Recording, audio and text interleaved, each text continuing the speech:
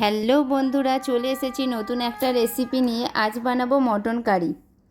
তার জন্য নিয়ে নিলাম কড়াইয়ে একটু তেল, তারপর দিয়ে দিলাম অল্প পরিমাণ ঘি, আর ফোড়নে দিলাম তেজপাতা, শুকনো লঙ্কা, গোটা জিরে, দারচিনি, এলাচ, লবঙ্গ, আর দিয়ে দিলাম পেঁয়াজ।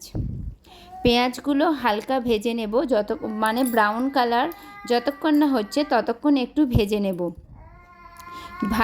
হালকাভাবে ভাজা হয়ে যাবার পর তারপর আমি দিয়ে দেব ধনে গুঁড়ো আর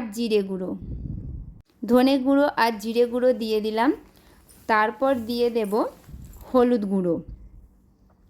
আর আমি রান্নাতে ব্যবহার করছি কালারের জন্য কাশ্মীরি লঙ্কার গুঁড়ো, আর আমি গুঁড়ো লঙ্কা ব্যবহার করছি না, ব্যবহার করছি কাঁচা লঙ্কা। তার জন্য যে যেমন ঝাল খাবে সেই পরিমাণ মতো কাঁচা লঙ্কা দেবে, আমিও দিয়েছি। তারপর দিয়ে দিলাম টমেটোর পেস্ট।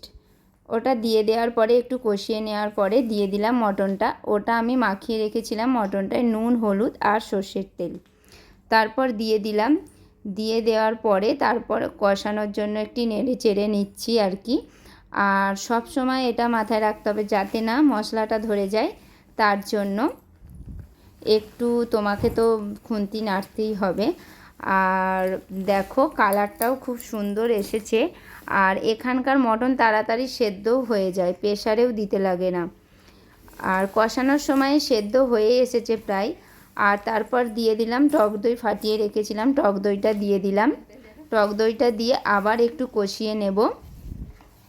কিন্তু এখন আমি কালারটা একদম অন্যরকম হয়ে গেছে দইটা দেওয়ার পরে, তোমরা দেখতেই পাচ্ছ। আর গন্ধটাও খুব সুন্দর বেরিয়েছে। তারপর দিয়ে দিলাম গরম জল।